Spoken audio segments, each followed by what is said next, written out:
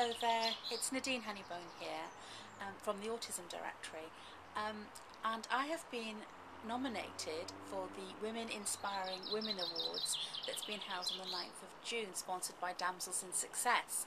And this is my video to really ask you if you'd be really kind enough to vote for me. I have been nominated in a number of categories, women in the community, and an inspiring woman, and overcoming adversity. And I guess it's all because of my story, and I'm actually grateful for those that have nominated me to see what I do, and to feel that I need to be recognised for that. I think we do that so not very well ourselves. So for other people to want me to be recognised for this, it's really, really humbling. Thank you. So, okay, my story. Okay, at the age of 28, I was in the corporate world and I was doing really well. But I was looking out my window one day and I thought, you know what? There's more to life than this. By the time I'm 40, I'm going to have a family and I'm going to be working part-time, because I can't see at 28, the years ahead of me stretching out, working full-time in a corporate role just wasn't what fulfilled me with joy. I got married at 28, and at 30 we said, okay, let's have that family. It took us 10 years, many miscarriages, many IVF cycles, but eventually, just as I was 40, I had Tommy, my little boy, who was born in 2004. He is absolutely adorable. He was developing, he was walking, he was talking, as any baby would, and then at 15 months it all stopped. He regressed in his world, he stopped talking, he stopped communicating with us, and he just regressed into a world of his own. Of course, many trips to the doctors, to the paediatricians, and soon after we had the diagnosis that Tommy had autism. Of course, we'd heard of the word before, but never really understood what it meant.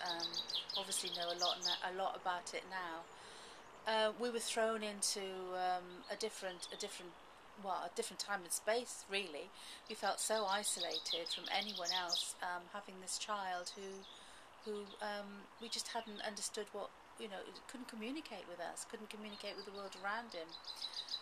We went on the internet, we found out lots of information that we later found out to be just people wanted to peddle their products to us in the hope that, in the promise rather, that we could cure it, and obviously it wasn't to be. Over the years, being me, I managed to get myself out the door and meet other mums, and finally found that there is actually some help and support out there. The only help and support we were given was an appointment in 6 months' time to see how we were doing. No information, nothing. And so it was about in 2010 I had the idea to set up a charity to help and support other families across the UK. There's children who were being diagnosed with autism, and for those that had been on the journey a while too. So in November 2010, the Autism Directory was born. It's a simple concept. It puts people around the UK in touch with local support and help. Anything from health to education to people meeting up, support groups, to training events, to autism-friendly businesses as well, which is what we've launched recently. Trying to get Tommy's haircut is a nightmare. Nobody can help me with that. So eventually we found out some ways of training local hairdressers here to be accommodating of him and understand his needs. And then I thought, hang on a minute, wouldn't the world be so much easier for autism families if local businesses understood, just took a little bit of time out, 15 minutes, 20 minutes, for a level 1 understanding of autism, and just changed a few little things in their practice to actually accommodate autistic children. And then they'd obviously have a niche market too. So that's what we're about now. We're about raising awareness in the community and in businesses by training them for free in autism awareness. So they then can, they can go out we can help them go out to the families and say, we understand. It's a great niche for them too. So it's a bit of a sidetrack, but anyway, the Autism Directory got its Charities Commission registration last year, which we are so thrilled about.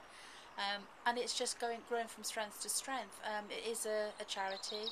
I do this work completely voluntary. It takes up most of my time, but do you know what, when I go back to those days when we felt so isolated and so alone, and yet I know now with the prevalence of autism, it's over 1% of people being diagnosed, and that's huge.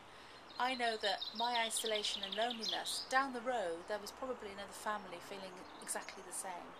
And in this world of internet communication, when we can just communicate and connect so easily, um, it has to be a better way of helping and supporting families through this difficult journey when they start. The journey that they have to face, the authorities, the whole infrastructure of society is not set up to support them, and that is what we're about. The charity is only 2 years old now, and it is going from strength to strength. It is across the UK, and our dream now is to have autism resource centres on the high streets, not only to raise awareness of autism, but to have somewhere where the autistic community can come and work, and that is a big thing for when children with autism grow up. They become adults with autism, and then the challenges double. So we want to support them too. So there you go. That's my work in the community, and I'm absolutely dedicated to helping autism families get the help that they need. So if you feel you want to, please vote for me. I would really appreciate your vote, and if I do win that award, I will dedicate it to all of you. Thank you very much. Take care. Bye.